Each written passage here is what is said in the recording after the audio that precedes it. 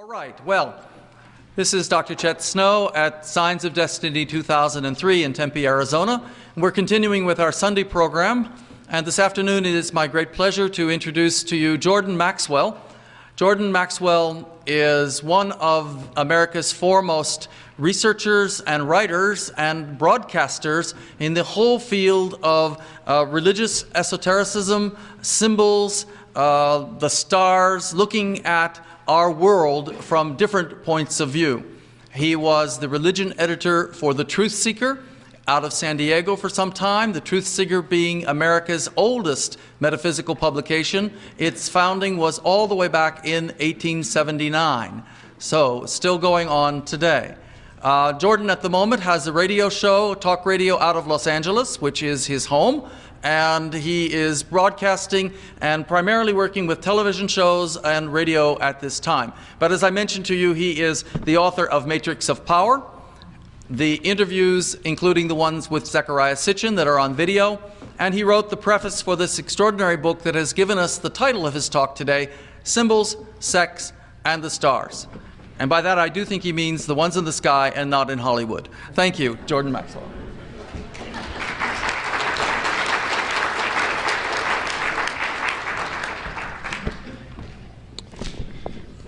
Thank you all. I want to thank Chet for having me here, and I appreciate the invitation. Before I begin tonight, I have a couple of announcements. First of all, I want to say I'm very honored to have in the audience Sir Lawrence Gardner. I have been impressed with his brilliance and his work, and I'm delighted to have him in my audience. Carry on, Lawrence. So anyway, many subjects have interested me in my life, but one of the high points of being able to travel and speak to audiences, one of the few things that I have gotten out of my life's experience is to meet interesting people. And I'd like to pay tribute to three people who have influenced my life greatly. Probably the most impressive man I have ever personally known and has impacted my life was Mr. Manly Palmer Hall. Manly P. Hall, if you do not know, is one of the most brilliant spiritual men that I have ever even read about. And so I want to pay tribute to Mr. Hall, who is no longer with us. A very wonderful man. Two other people who have influenced me are here with us at this conference, and they have in fact impressed me a great deal with their work, and that is Dr. Louis Turey and William Henry. I believe William Henry's work is extraordinary, and there's a lot more to Dr. Louis Turey than meets the eye. He's a brilliant man.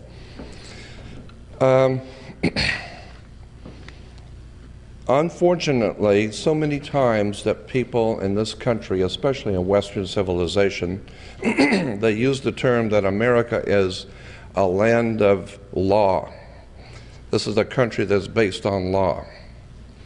In point of fact, there's nothing could be further from the truth.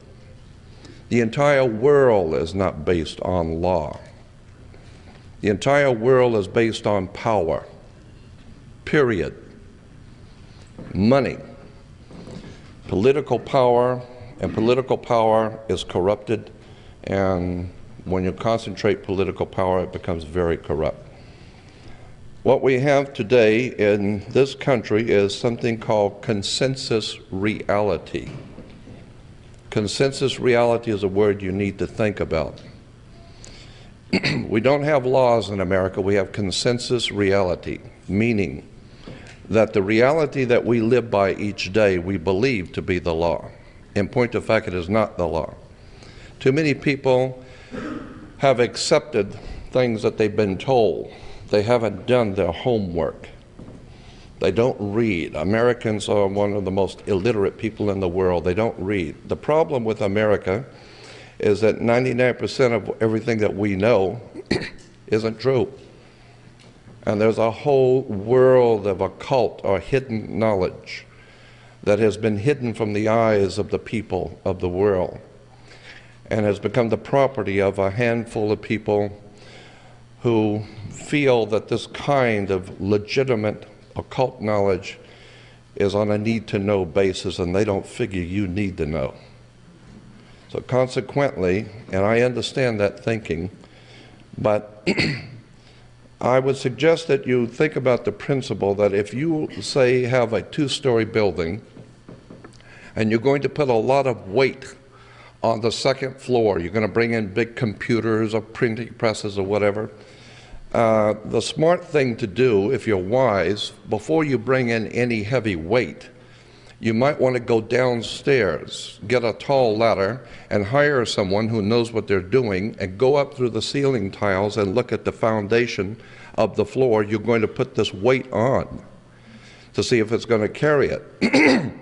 So what you have done, because of your intelligence, you're standing under the foundation you're going to build on. This is the concept of standing under to get understanding. If you don't understand the basis of the things you believe, you're going to be taught all kinds of things. You need to do your homework. You need to go back to the beginning of all things, and do not take anything for granted. Mr. Manly Hall once quipped that always trust a person looking for the truth. Don't ever trust the one who's found it. Because the universe is not only stranger than you imagine, it's stranger than you can imagine. And one lecturer one time made a statement that stuck with me. He says, if you can discuss with a large audience something about God so that everyone can understand what you're saying, then that would prove conclusively that you don't know anything. Because any God that your pea-brained, ignorant, ill-informed, unread intellect can understand cannot be that great power that has divinely ordained the universe. What you need to understand is we have no comprehension at all of the divine. The world is far, far bigger and deeper than you suspect. Our lineage as humans go back hundreds of thousands, and if Michael Kramer is right, perhaps even millions of years. We're discovering now civilizations that have existed for probably hundreds of thousands of years that we just were not privy to know about. I believe that these are the days in which the Bible calls the days of the meting out of justice. What goes around comes around. And it's a time in which the powers of the universe are going to enlighten mankind whether they're ready or not. And unfortunately, I don't think there are too many people in the world who are ready for the very near future that's coming. Again, I have always been interested in words, terms, symbols, emblems, because I think that's the way the Spirit communicates with us, is with symbols. The Romans, the ancient Romans had a saying in their law that said, quote, "Let them who wish to be deceived, be deceived." Quite simply, the Roman law was, if you're so stupid to want to be deceived, go ahead. If you had any brains at all, you do your homework and take many, many days and hours, the kind of thing that Sir Lawrence Gardner does. Spend a lot of time researching, studying, and then you're going to find out, yes, what we're faced with in this world is consensus reality. It has very little to do with the real truth. The real truth, you better wake up and find out, has been around you all of your life. You just didn't see it. A classic example, a humorous one to start with, a more serious later. I don't know if any of you have ever heard of this. It's been around for a while. Abraham Lincoln was elected to Congress in 1846. John Kennedy was elected to Congress in 1946. Abe Lincoln was elected president in 1860. John Kennedy was elected president in 1960. The names Lincoln and Kennedy both contain 7 letters. Both presidents were particularly concerned with civil rights. Both of the presidents' wives lost children while living in the White House. Both presidents were shot on a Friday in the head. President Lincoln's secretary was named Miss Kennedy. Kennedy's secretary was named Miss Lincoln. Both were assassinated by Southerners. Both were succeeded by Southerners. Andrew Johnson, who succeeded Lincoln, was born in 1808. Lyndon Johnson, who succeeded Kennedy, was born in 1908. John Wilkes Booth, who assassinated Lincoln, was born in 1839.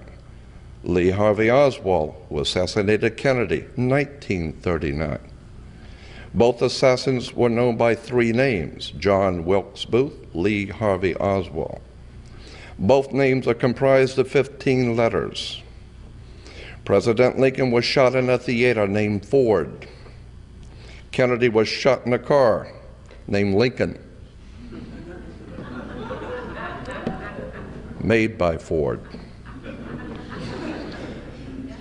John Wilkes Booth ran to a theater and was caught in a warehouse. Oswald ran from a warehouse and was caught in a theater. Booth and Oswald were both assassinated before they could go to trial. And a week before Lincoln was shot, he was in Monroe, Maryland.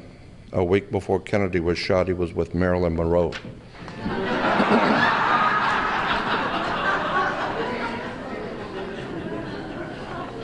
I read you that to impress upon your minds that there is an occult world going on around you.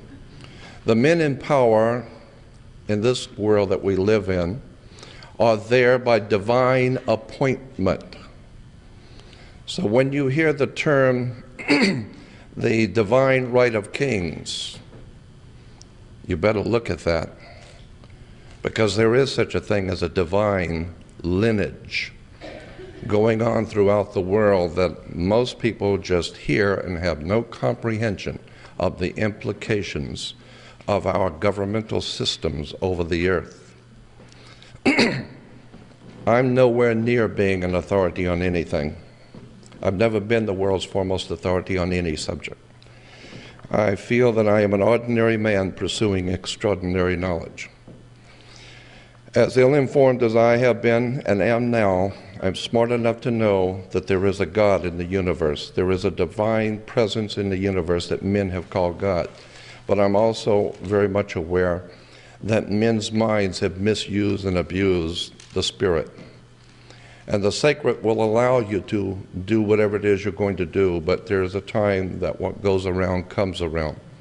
And I am warning my audience to keep in mind that there is a spiritual matrix, a dynamics that's at work in this world today, and there are events coming upon the inhabited earth that men are falling into heart attacks and traumas because they understand what is about to happen on the face of the earth. We are in some momentous times, and I believe the spirit of the God is operating in mankind today.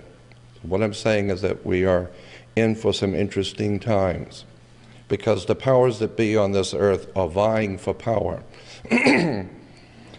And again, let's go back to the concept of words and terms and how they affect us. Let me give you an example. Corpus Juris Secundum is an encyclopedic set, huge, maybe 100 volumes or more, in our good law library. Corpus Juris Secundum is the complete restatement of the entire American law as reported in all cases. Anything that you would call American law is in Corpus Juris Secundum, period. Under attorney and client, Corpus Juris Secundum says, under the heading of attorney and client, an attorney has an obligation to the courts and to the government no less significant than his obligation to his clients. Thus, an attorney occupies a dual position that imposes dual obligations. His first duty is to the courts and to the government, and not to his client. And whatever duties his client may conflict with those he owes as an officer of the court, the former must yield to the latter. So if you hire an attorney and you don't like what's happening in the court, then you got nothing to say about it, period. A client is one who applies to an attorney or a lawyer or a counselor for advice in the direction of question of law. So if you hire an attorney, you will become known as a client. A client is also called, quote, a ward of the court, end quote, in regard to his relationship with his attorney. So if you hire an attorney, you're a client. And if you're a client, the law says you are a ward of the court. Why is this important? Because in Black's Law Dictionary it says a ward of the court is an infant or person of unsound mind. Basically meaning if you hire an attorney, you're an idiot. Why? Because if you had any sense, you wouldn't be in court to start with. Why do we have a court? You play basketball and tennis on a court. How do you play tennis on a court? With a racket. Why? The whole thing's a racket. You think they use these terms by chance? You better go back and do your homework. There's something bigger going on here. I'll talk about courts in a minute. One of my favorite subjects is law. I know nothing about it, but I'm fascinated with it. In a law dictionary, you talk about being human. You know, well, I have human rights, the Human Rights Commission. You know what the word human means in a law dictionary? Hue is a word for color. So you're a colored person. Hue, man. You look up the word human in a law dictionary, and it says, sea monster. Law dictionary, not Jordan Maxwell. Sea monster. Okay, you look up the word monster.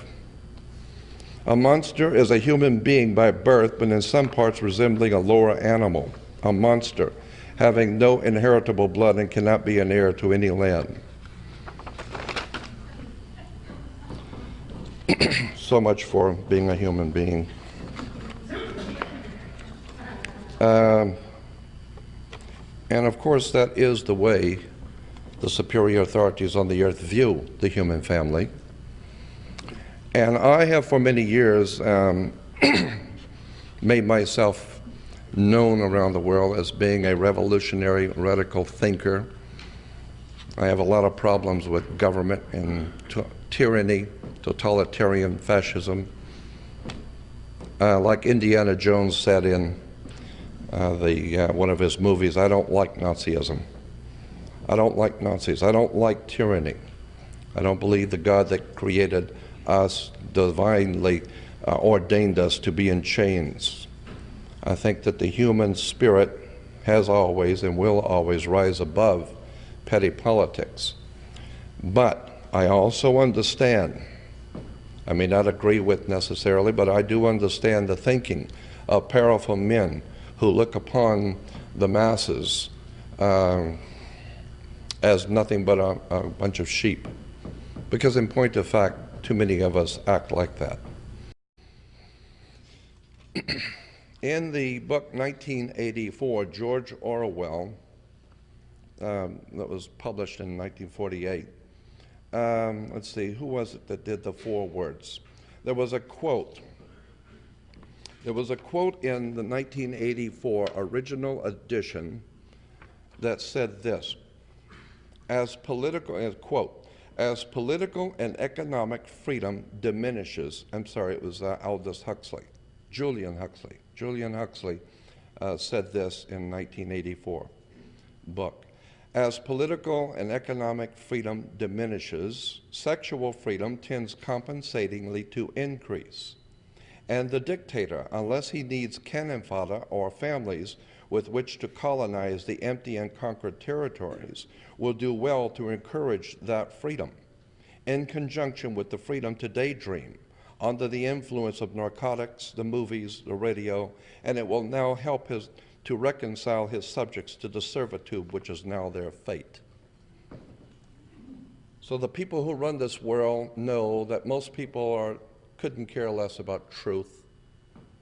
America is not the land of the free and the home of the brave. We're not free or brave. Need to wake up and find out we're just here. The people who founded this country were men that we can't even converse with. They used a whole different terms and different logic.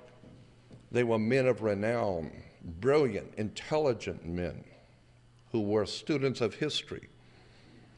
And of course they made enemies in England, but they had the respect of the British kings and the respect of the British royalty.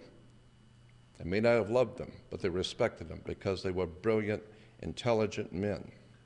Unfortunately, our country today has very few, if any, on those qualities left. Let me give you an example of how people play with your minds. In television, you have something called the Emmys. The Emmys they come out of Washington, D.C., and unfortunately, I forgot to put down what this name is, but the acronym is NATAS, National Academy of Television Arts and Sciences. Yes, NATAS, National Academy of Television Arts and Sciences, puts out the Emmys each year. NATAS. Go backwards. SATAN, okay? I don't believe in Satan as a devil. It's not an article of my faith, but I do believe that there is a profound presence of dark power on the earth. The word devil is simply the word evil with a D in front of it. And the word God comes from a German word Goth, which gives us the root word for good. You take an O out of good and it becomes God. And God is good and devil is evil. You need to understand that words and terms are divinely put into a flow so that your mind can accept concepts. I don't accept anything. I want to know, Christians are called believers. I've often wondered, why would anyone call themselves a believer?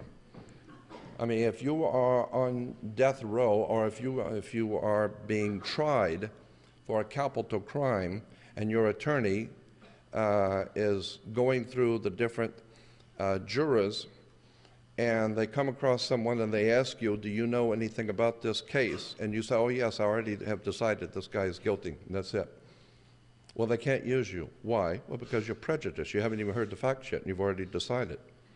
So consequently, you are a believer.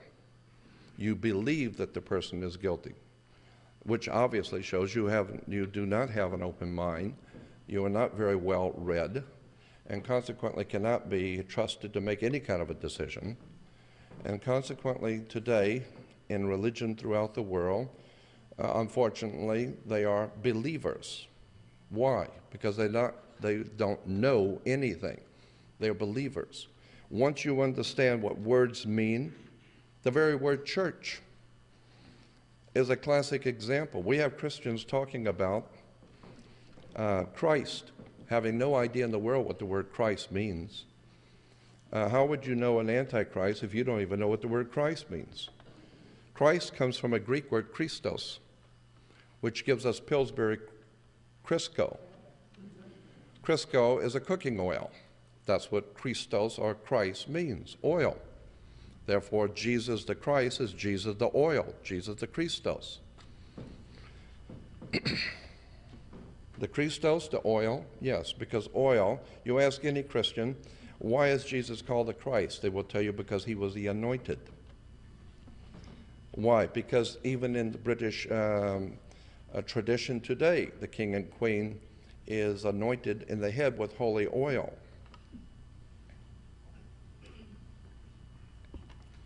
Interesting symbols, I suspect. why were the ancient kings, not only in Israel, but throughout the ancient world, always anointed in the head with holy oil? Well, it has to do with Yahweh, Jehovah, Yahweh, the God of the Hebrews. Yahweh is not the name, it's not a proper name. Yahweh is a descriptive term that's describing something. The best way to illustrate what Yahweh is describing is to take a garden hose and bend the hose at the nozzle, turn on the water and feel the pressure building up in the hose. When you release the hose, the water does not pour out, it blows out. And it's an extraordinary release of energy. And that extraordinary release of dynamic energy, it was pinned up, that is released, is referred to in the ancient Phoenician world as Yahweh. The dynamic release of energy, Yahweh. That word was used in relation to sex, period. The release of dynamic energy from the male into the female, because only God can create life. That's right, that's what the woman does. And consequently, Yahweh is connected directly to the sex act. This is why Jewish physicists tell us the whole universe came into existence with a big bang.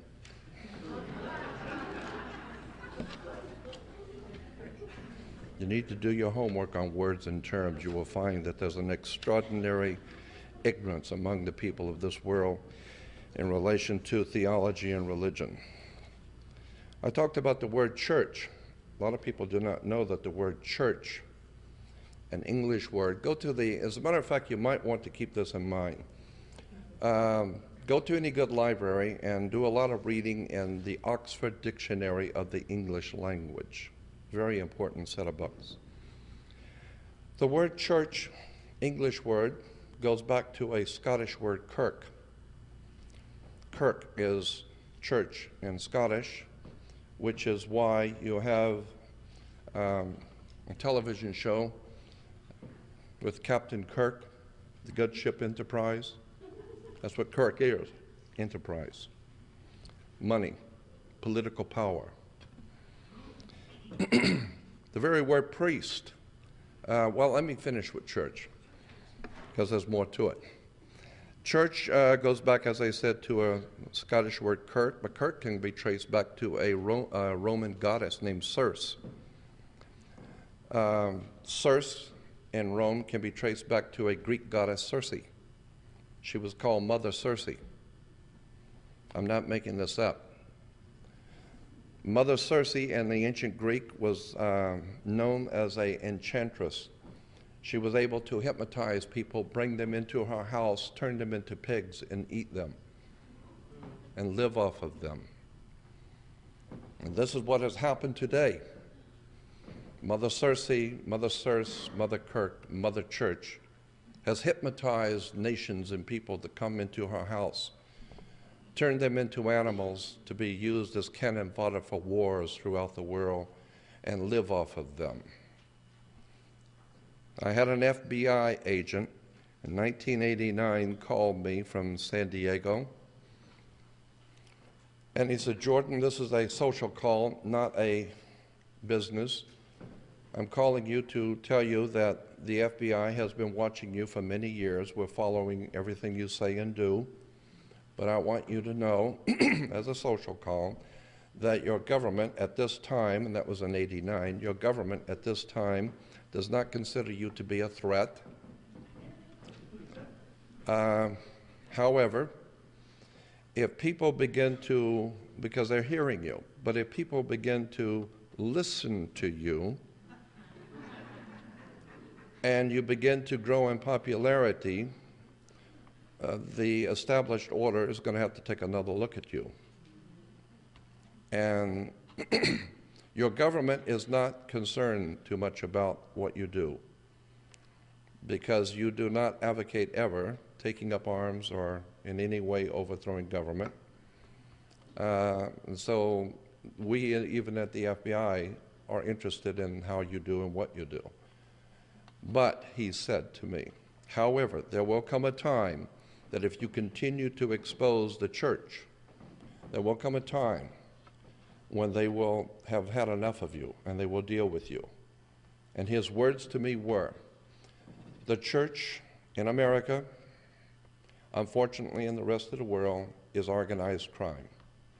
At its highest levels, it is high politics, major money. And anytime you got major money and profound effect on masses of people, you've got to know you have organized crime. And then when you see the criminals, which you can watch on, they're not even criminals actually in America. We have dopes. And these dingbats who are on television, who are promoting their brand of Christianity, have no concept of the foundations of real Christianity. Unfortunately, they're making millions of dollars soaking the public because it's an entertainment affair. It has nothing to do with truth. As a matter of fact, if you go to the dictionary, an ordinary dictionary, look up the word priest. It comes from a Greek word meaning a head or the head of cattle, basic meaning the leader of the herd of cows. This is in a dictionary. So if you're a priest, you're leading cows, you're leading the herd. Again, I just believe that looking at words and terms and symbols is extraordinarily important, because for the first time you will discover how much you didn't know. And I'm sure that probably many of you have heard of the Celtic Druids. The Druid system in Europe has dominated most all of Europe. It even influenced the thinking in Eastern Europe, but it dominated Western Europe, and it dominates America. And one of the most important symbols in the Druid religion, and it wasn't just a religion, it was a governmental, theological, governmental system at work in Europe. And one of the most important symbols in Druidism was a magic wand, like Merlin the magician with his magic wand. Well, magic wands were always made out of the wood of a holly tree. It was always made out of hollywood. And today, there's a lot of magic going on in Hollywood. The people who run Hollywood are many things. I know, I've lived there for some 40 years. I have been friends with many of the people in Hollywood. And I have noticed that there are many things, but stupid is not one of them. They're brilliant people who are on the cutting edge of intellectual acumen. And they're telling you a lot of things in movies. We watch things like Indiana Jones and Raiders of the Lost Ark. Profound stuff, I suggest, because Steven Spielberg is many things, but stupid isn't one of them. I know the lady from England who is in charge of his personal library at SKG. I've gone up to visit her. And from what I was able to see, Steven Spielberg has a personal library that would blow your mind. It's an incredible collection of brilliant reference works in the ancient world and religions, etc. But when you begin to look at the stories, look at this. America wants the lost ark, and they're sending the best man they've got, Indiana Jones.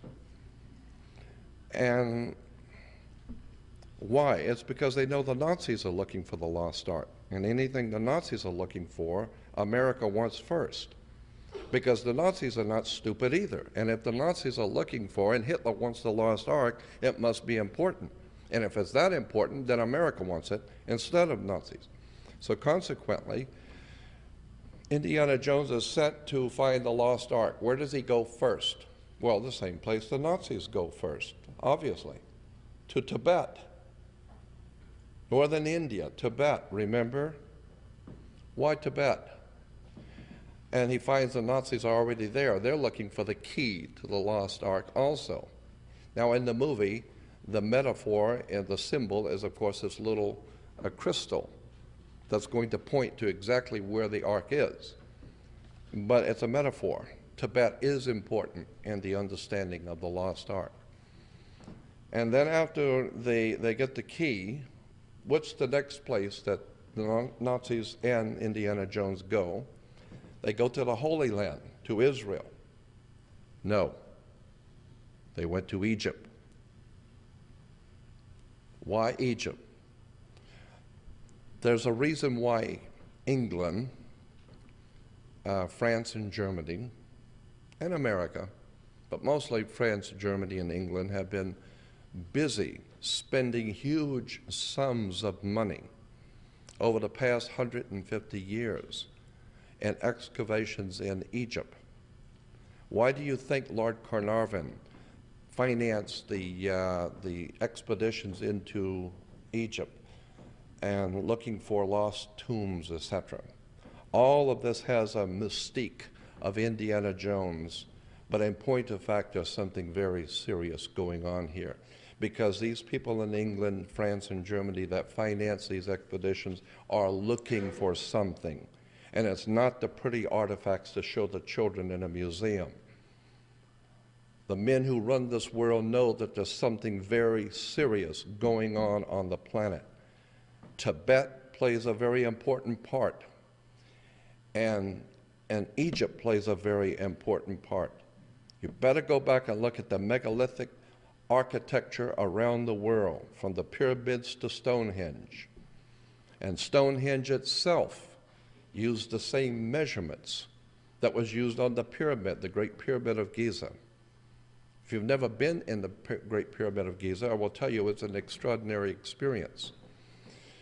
I laid in the king's sarcophagus and was blessed in a ritual by a Kemite priest. It's an extraordinary experience seeing that much of massive building, and only until one has been to Egypt and been privy to see the temples do you begin to understand how much America has not been told. There are extraordinary things in Egypt, and it has nothing to do with the people who live there today. It has nothing to do with the Arab population that live there today. We're talking about ancient Egyptians, and we're not talking about 2,000 or 3,000 years ago. We're talking serious ancient. And when you begin to see the statues in the temples and the profound beauty and the dynamics of the architecture, one is struck with the overwhelming feeling of awe. This is the work of the gods. Well, I wouldn't be a bit surprised if they're here now with us. I'm totally convinced that when the Bible talks about, "Come, let us make man in our image, after our likeness," I talked to Rabbi, I'll not use his name, I talked to a rabbi as far back as 1965, 64, who at that time was the head of the American Rabbinical Association, some large organization in America of Jewish rabbis, and I asked him about that quote, "Come, let us make man in our image, after our likeness." And he said that there are many ways to read the Bible, of course, but a correct reading of that particular scripture in Genesis does not say God created man. As a matter of fact, the entire Old Testament does not say God created man. Period. But what it does say is, "Come, let us make man in our image, after our likeness." Not create man, man's already here. So it is a recreation of a creature which is indigenous here, which is already here, which implies someone had the power to intervene in our evolution.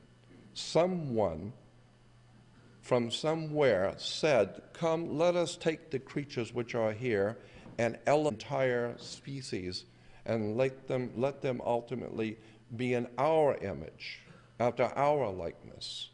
And then later on in Genesis, it goes on to say that here man has become as one of us. What do you mean, one of us? Knowing good and evil. I believe it is an article of my faith that for whatever you might wish to call these entities, the Bible refers to them as sons of God. Sons of God, incidentally, are not angels.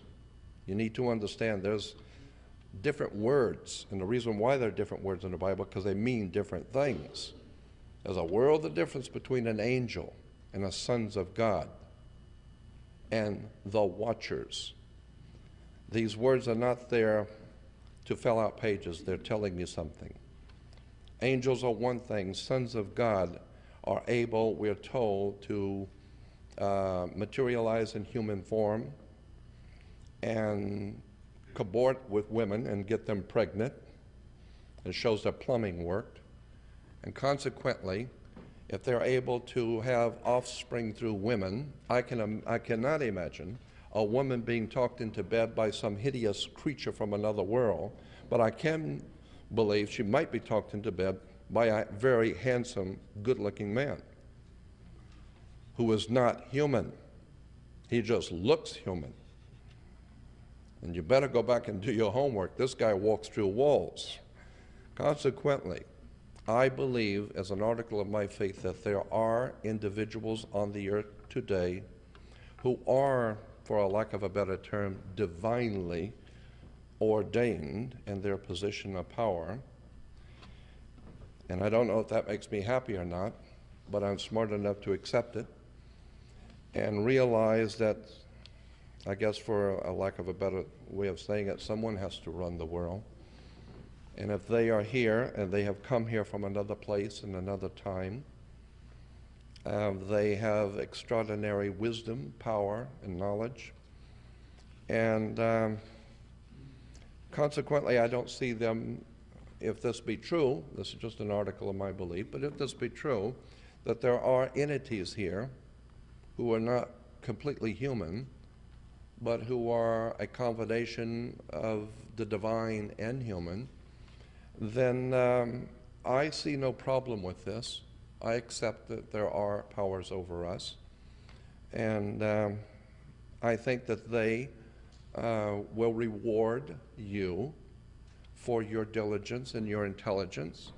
If you intend to be stupid, then let them.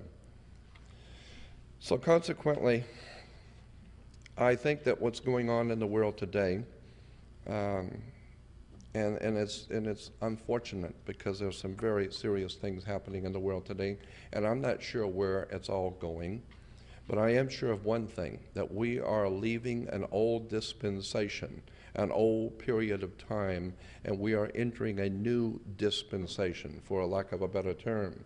We're entering into a new time on the evolution of man. I believe that man is not just evolving, mankind is mutating, I think is a better word. You might want to look up a word. I'm going to give you some terms to do some research on. Look up the word new man, N-E-W-M-A-N, the new man. This is why certain names like Paul Newman or Harry Friedman or Harry Freeman. Free man implies that you were born to a family who are considered free, so therefore your last name is Freeman. Or if you were born into a slave family and have obtained your freedom, you become Harry Friedman. If you are now part of the mutation of the human family into what is called the new man, you can have a name like Harry Newman, okay? New man. Adolf Hitler talked about the new man. You need to look at that word and the terms and the implications thereof. I believe that the church and religion in general in the Western world, which is to say Judaism and Christianity, have given to the world much good and has been beneficial. But like any and all technologies and thinking, it has also brought with it many things which have hurt the human family. And so I think that this is why the human family is being mutated. I think we're being brought into a new world that you are not going to recognize in the next 20 to 50 years. I think this is going to be necessary because the way we're going now, our world is out of control. The violence and the hatred among peoples is going to have to be done away with. We're going to have to do something about the facts of life. And the facts of life is that other people are on this earth and you didn't put them there. Other people are on this earth because the God who created life has allowed all of us to be here, and somewhere along the line there's got to be order on this planet. And I believe that there are certain individuals are ordained to make sure that happens. So I don't have any problem with power. I have problems with people who misuse power. But those people who have the power to do something for the good of mankind, I am sure that they are working around the clock, taking care of their business. Again, I go back to the concept of consensus reality. Don't ever just accept anything on its face. First of all, I have no, and let me say this publicly, I have no respect for the skeptic society, period. Because I don't like religion, period. I'm interested in truth. And anyone who gets paid, financially gets paid to be a skeptic doesn't impress me. People who call themselves scientists and they're doctors, they have PhDs, that doesn't impress me either. All of Hitler's top Nazis were all doctors, PhDs. Dr. Mengele, who murdered children. So I'm not impressed with doctors. I'm not impressed with government. I'm not impressed with mankind. I'm impressed with the foundations, the ancient foundations of the human family and where we're going as a species on this earth. And I realize that there's some serious things going on in this world that we need to look at. Where is the United States? You ask any American today, where's the United States located?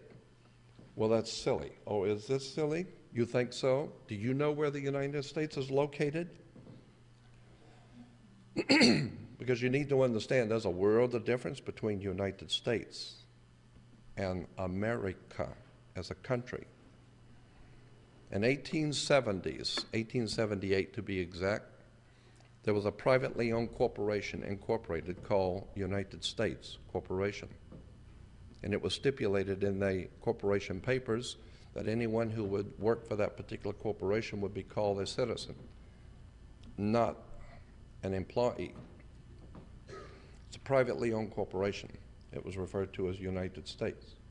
So today, if you're conducting business in this country and someone asks you if you're a citizen of the United States, and you say yes, because you perceive the question is, are you lawfully in this country to do business? And you say yes. They didn't ask you if you were a citizen of America. They didn't ask you if you were lawfully in America. According to international maritime admiralty law, they ask you a question. Are you, of your own volition, out of your own mouth, testifying that you are a citizen of the United States? The United States is a privately owned corporation. It's a privately owned company. And if you say, yes, I am a United States citizen, now that makes you an employee of a privately owned foreign corporation. The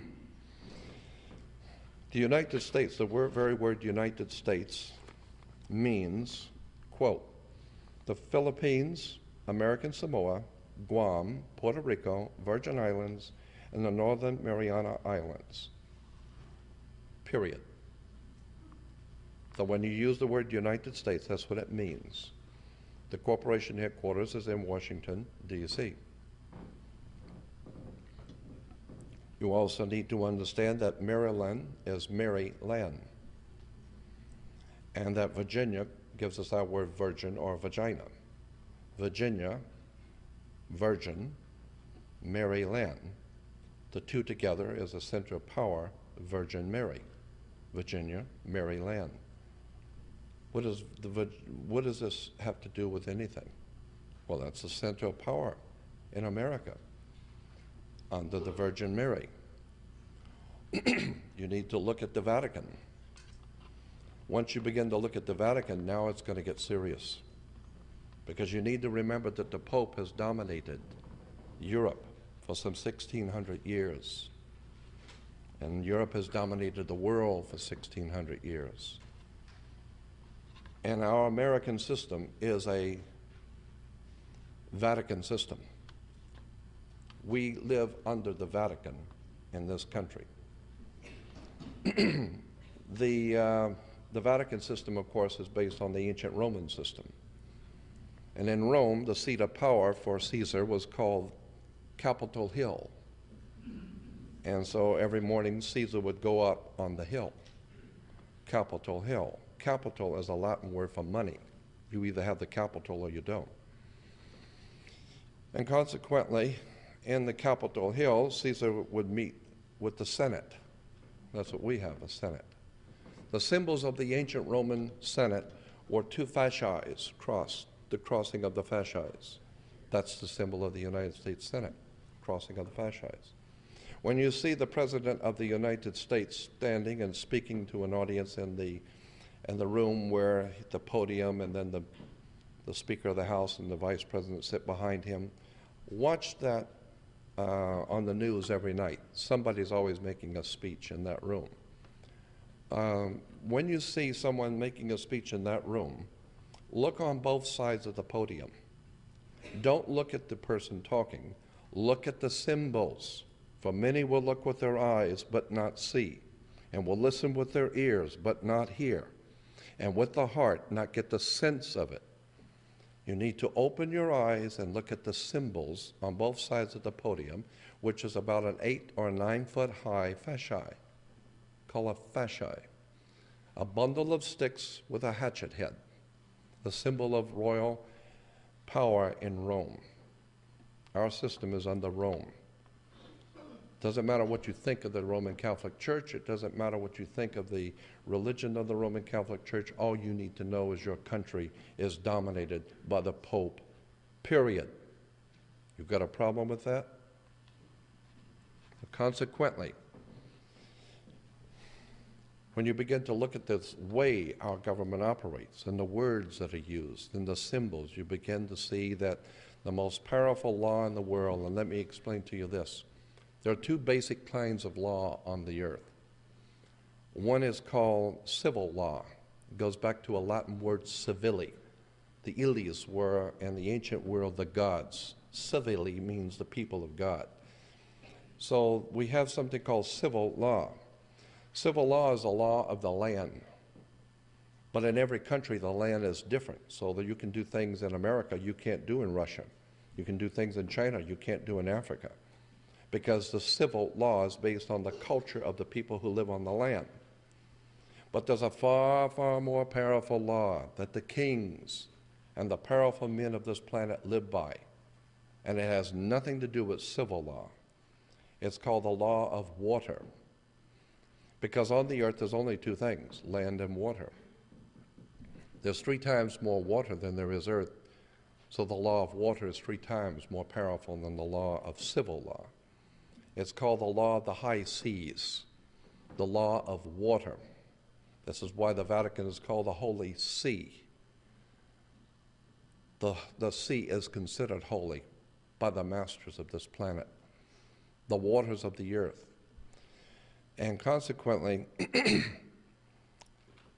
based on that idea that the law of the sea is the most powerful law on the earth, it's referred to as banking law. The law of money is the law of the sea, the cash flow. And once you understand that you can get a credit card in China and use it in Africa, you can get open up a bank account in New Zealand and use it in Alaska. Why? Because it's banking. And now you're talking money.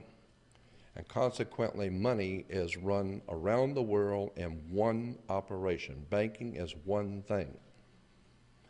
Once you understand that the law of the land is the people's law of their culture, but the law of money is called the law of water. This is why, incidentally, the Statue of Liberty could not be put on American land. It was put in a harbor, because the Statue of Liberty is a maritime admiralty symbol. It's a symbol of, it's called the Statue of Liberty, not the Statue of Freedom. There's a world of difference between freedom and liberty. Liberty means you ask your father if you can use the car. If he says no, you don't use it. Liberty is what a sailor gets when he pulls into harbor. He asks the captain if he can leave. If the captain says yes, and he most likely is not going to, but if he says yes, that means you have the liberty. You pull liberty. You don't have freedom. America is not the land of the free and the home of the brave. We're not free or brave. We're ill-informed, entertained, and totally ignorant to the powers that be on this earth and how it works. But let me give you an example of how the law of water works. When you go into a court, why do you have to go to court? As I said, you play tennis and basketball on a court. The whole idea in a court is to put the ball back in the other guy's court. So consequently, this team stands up and throws the ball at that team, and that team stands up and throws the ball back over there, and the judge sits here, and that's what he is, a judge. He's the referee. He doesn't care who wins or loses. Somebody's going to pay. And he's going to get paid, so he doesn't care who wins or loses. He's only there to make sure that the game is played correctly. It's called commerce, because the whole world is commerce. Look up the word commerce in a law dictionary. It'll tell you sexual intercourse. Marriage is a partner. Partner is a term that's used in business. And consequently, if your business with your partner doesn't work out, you're not going to God, you're going to court. And bring your check and your house and all your property with you, because it's just business, nothing personal. Consequently, I'll give you an example of how this works. When a ship pulls into harbor, you need to understand the concept behind international banking. As a matter of fact, the judge rules from a bench in a courtroom. He rules from the bench. He sits up higher so he can look down on you, and you can look up to the law. And he sits on a bench. The word bench is simply a Latin word for a bank, so he rules for the bank. This is why he wears a black robe. But because the black robe in ceremonial black robes represent the planet Saturn. Saturn is the god of law, order, and banking. The inhibitor, the one who can put you in jail, can inhibit your business. Saturn. He's referred to as Lord of the Rings. Hollywood's still making movies about Lord of the Rings, and Americans just love it and have no idea in the world what they're looking at. They're telling you something, but you're not listening. So Saturn is the Lord of the black robe. Judges wear black robes. Catholic priests wear black robes. Rabbis wear black robes. Used to, kids graduating from high school and university wear black robe. Black robes are the robes of the planet Saturn. Saturn color was black. The god Saturn in the ancient Phoenician world was referred to as El, E-L. This is why if you're continuing today to worship the planet Saturn, you become known as an elder. How did you get to be an elder? You got elected with elections. Because you were elected, now you're one of the elites. You have become elevated. Consequently, words and terms are very, very interesting. Again, we go back to the court and back to maritime admiralty law, the law of banking. I want you to understand the concept behind banking. Banking is referred to, as I said, the law of water. An example is if a large ship from Japan pulls in and parks at the harbor. It's got $700 million worth of Toyotas or TVs on it. The ship was not here yesterday. It has come this morning, so it has manifested. So every single piece on that ship that's going to make money for somebody has to be accounted for. So the captain, which represents capital, money, the captain has to report to the port authorities all of the vital signs on every single thing sold and brought into this country. Is it a 4-door, 2-door? Does it have air conditioning, 6-cylinder, what? Every single piece has to have what is called a certificate of manifest, because it wasn't here yesterday, it's manifested.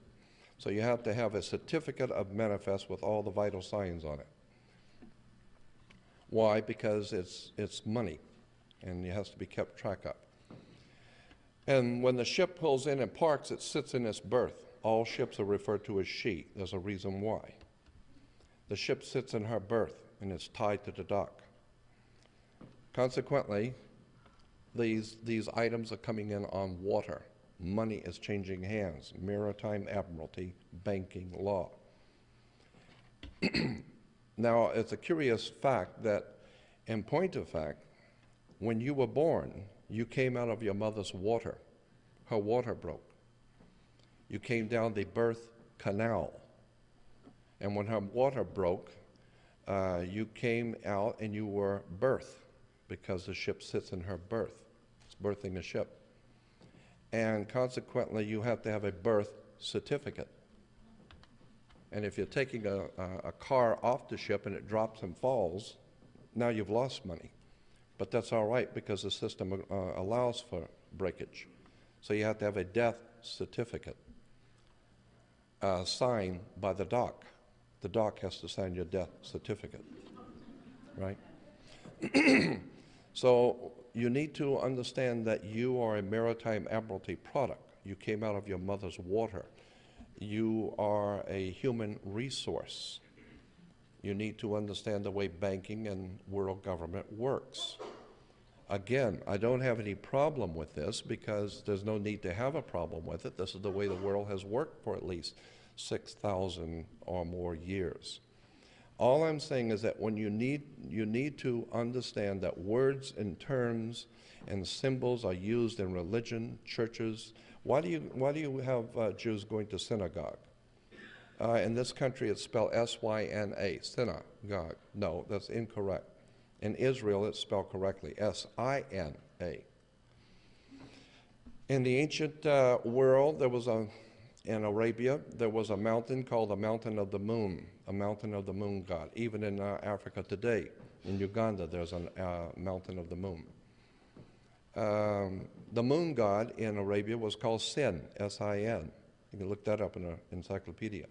S-I-N was not doing something evil. It was the name of a god, the god of the moon, Sin. In the ancient Arabic language, Ai was a mountain. You put the two together, it's the god of the mountain, was Sin Ai, or Sinai. Mount Sinai is the god of the mountain, the moon god. This is why Moses was the leader of a lunar cult. In the Vatican and throughout Europe, Moses is pictured in sculpture and paintings with horns. These were the lunar horns. It's because the Jews celebrate their holy days after sundown. Well, of course, that's when the moon comes out. And consequently, the Bible even starts off in Genesis. This was the evening and the morning. So days are counted in the Jewish tradition from the evening to evening. Why? Because of Sin, Ai, or the god of the moon. Fascinating use of terms and words, as I said. You need to understand that once you begin to see how the laws and regulations of the world are put into place, the implication of the theological foundations of the world are so profoundly deep, go back so far into ancient history. You need to understand that the concepts in our mind of religion actually need to be, you need to define the terms where these things come from. Let's go back for a few moments to the Raiders of the Lost Ark. Again, why were the Nazis looking for the Lost Ark?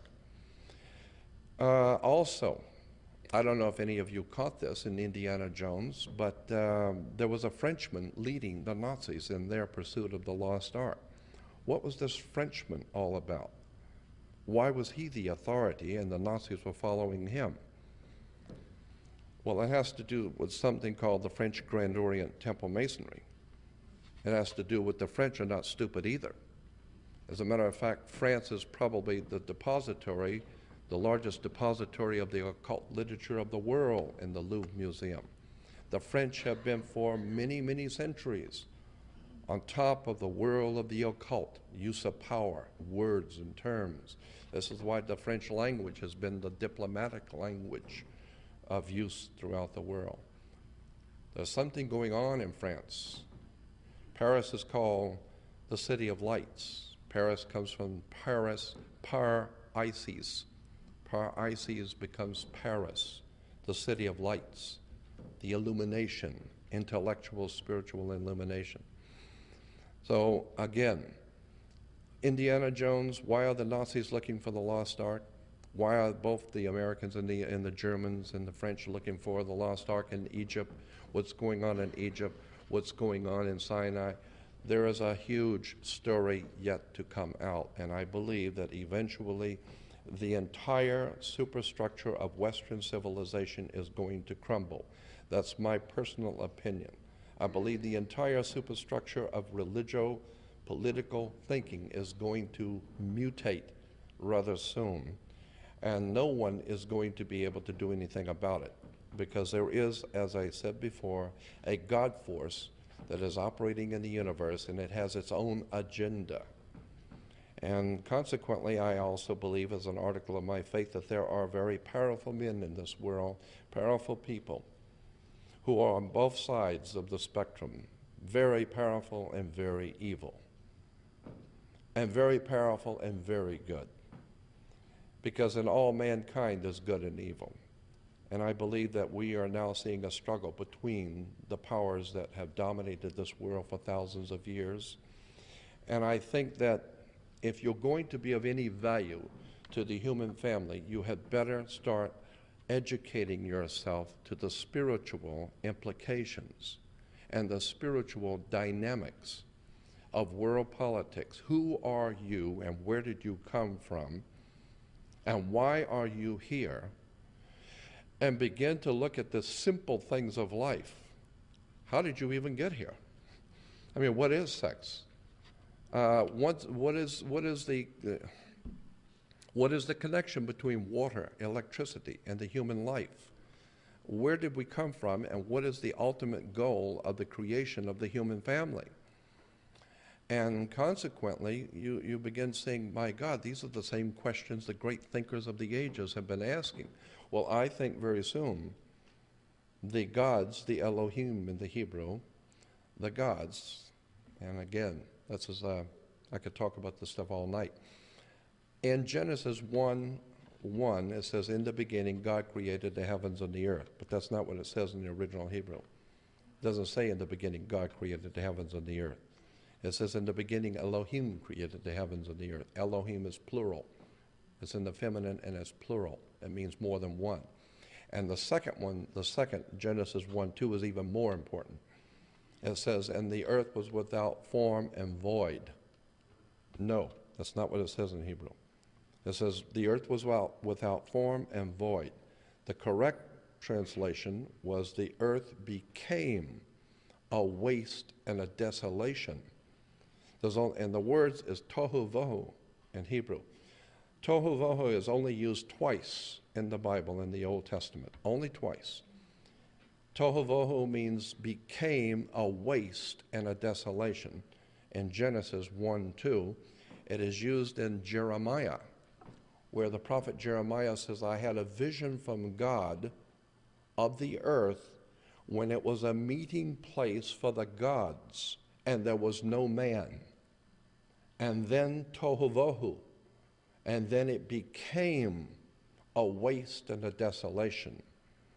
You say, whoa, what are we talking about here? Jeremiah saw the earth when it was a meeting place for the gods, and then it became a waste and a desolation? The implications are horrendous. Because in Genesis 9:1, God says to Noah and his family after the flood, God says, "Go forth, multiply, and replenish the earth." And I've asked the rabbis and checked on it, and replenish the earth is correct. Re means do again. Why? Well, because everyone died in the flood, so you have to repopulate the earth. But go back to Genesis 2:28, where God is creating Adam and Eve, and he says the same exact words: go forth, multiply, and replenish the earth. Do it again. So what we're talking about is the same thing Jeremiah is talking about. Jeremiah says, "I saw in a vision the earth when it was a meeting place for the gods, and then it became a waste and a desolation."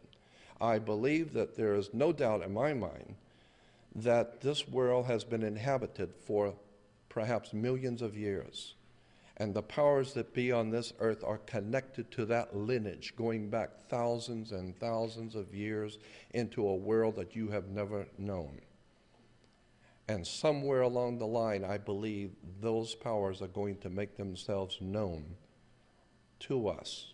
And when that happens, it's going to be an awesome event. Because the way these entities, for lack of a better term, the way these gods work is that they're very slow. They're in no hurry. When you're in control, there is no need to be in a hurry. You don't have to impress anyone or show anyone anything. When you get ready to move, the world will know it. And I believe that this is exactly what is coming now. I believe we're getting ready to see the powers of this world shaken. The prophecies in the Bible are merely one of the many different prophecies. The Aztecs, the Mayas, the Toltecs of the Incas, my God, all over the world, the ancient texts have told us there's going to come a time when, in our language, in America, we would say, what goes around comes around. And I believe that the divine presence in the universe, these entities that the Hebrews have called the Elohim, the gods, I believe they're going to very soon make their presence known. I think that Hollywood has known that. I think that even the concepts that are given to us in the motion pictures and science fiction movies are trying to tell you something. I think that Area 51, May 1st, May Day, 5/1. What is May Day? Why did the communists celebrate May Day? It's because even the American military, when you're in trouble, it was a May Day call. What are you talking about, May Day? You better go back and look at symbols. You better go back and look at the words and terms on which this whole world is based. I think we're getting ready for a time in which the mutation of the human family is going to be orchestrated by the powers that have brought us here to start with. And we're going to come face to face with the gods. We're going to come face to face, there's no doubt in my mind, with a presence that is going to be overwhelming. I had such an experience. I had an epiphany of my own. I was out on the desert with two of my friends north of Area 51, and it was about 1 o'clock in the morning, and it was totally overcast. Couldn't see anything. Turned the lights off in the car, and it's totally dark. We're 155 miles north of Las Vegas, 1 o'clock in the morning, out in the middle of nowhere. We get out of the car, and all of a sudden, just north of us, the clouds begin to open up, and two bluish-white glowing discs, the size that the moon would appear in the sky, not a little light zipping across. The size that the moon appears. Two bluish-white discs came through the clouds, and as they came through the clouds, they illuminated the clouds above them. They were awesome, is the only word I can think of. Behind them, 5 more came in. 7 bluish-white glowing discs, the size that the moon appears, and I was frightened to death. The 2 people with me were acting like they saw Santa Claus for the first time. They jumped around and were delighted. They were happy, and I was frightened. because I realized the implication of what I was seeing. I was born and raised in Gulf Breeze, Florida. At 8 years old, I was having entities in my bedroom. My whole life has been filled with other world experiences, but I have never personally been involved in anything like this. Spirits in my bedroom are one thing. This was frightening. I don't know who these people are or what they represent or what they're going to do here, but I'm getting out of here. And consequently, it was a frightening experience. 7 bluish-white discs hovered over us and began to maneuver around, and I believe that this was given to us as a prelude to something which is coming. So when I'm asked, do you believe in UFOs, I can answer truthfully, no. I don't need to. I've seen them. I've had too many experiences, as I said, from my childhood of 8 years old on up. I've had other world experiences. I've been involved in very strange and occult things which have happened, which are frightening. And that's why I have a legitimate fear of power. And that's why I don't mind submitting to people who are more powerful than I. I have no problem with that. I've even said to the gods that I'm willing to do whatever I'm supposed to do, but please don't abduct me. I don't want to go anywhere, and I don't want to wake up with something in my bedroom I can't handle. Don't frighten me. Don't frighten me. If I am to do something, then give me the work I am to do and show me what I am to do, and I will do the best to fulfill what my destiny is. But don't frighten me, because I am very frightened. I'm very, very fearful of the powers that rule this world, because they have the power of life and death in their hands. And I believe that they are picking individual people today according to their own design, according to their own agenda.